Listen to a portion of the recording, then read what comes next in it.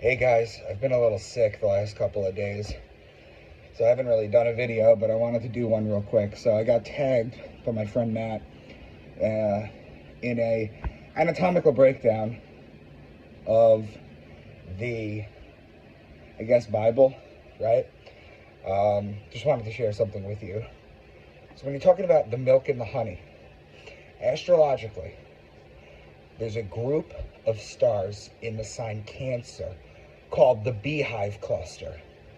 That's where the honey metaphorically comes from. Now, the first day of Cancer is the summer solstice, June 21st. The milk comes from the Milky Way galaxy, which I've traced back to at least the Book of the Dead, to the Egyptians. Probably goes back even further. Haven't looked that much deeper into it. Just that it predates Christianity and Judaism. The milk comes from the Milky Way galaxy. The Milky Way galaxy center is in Sagittarius. Sagittarius last day is the first day of the winter solstice. So that half of the zodiac on the right side, from the beginning of summer to the beginning of winter, is your land of milk and honey.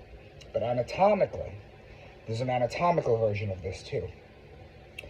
The milk and the honey is the pituitary gland and the pineal gland. They are triggered to release goodies or feel-good neurotransmitters, such as DMT, for example, by the Claus. Remember, guys, everything is spiritual. Everything is spiritual. It's either an inversion of spiritual, or it's a perversion of spiritual, or it's actually spiritual. See, they tell you this during Christmas, when Santa Claus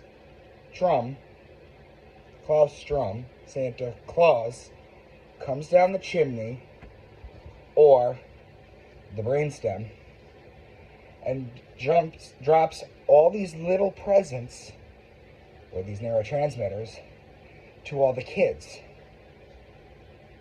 So Santa Claus drops presents for the kids. So there are very, very intimate, deeply encoded astrotheological and anatomical meanings to the Bible. But what you guys want to know is, if you think that the ancients didn't understand chemicals or things of that nature, you're not following alchemy very well. You're not understanding alchemy. You're not understanding that they had full understanding of the pineal gland. I mean, Rene Descartes in the 1600s said that the pineal gland was the seat of the soul. Even further back than that, you'll see the Eye of Horus, right? With the pineal gland and the corpus callosum. You'll see that everything was a pine cone, from Quetzalcoatl to the Anunnaki to South America, Mesoamerica. Everything was a pine cone. The Vatican, the staff that the Pope has a pine cone on it.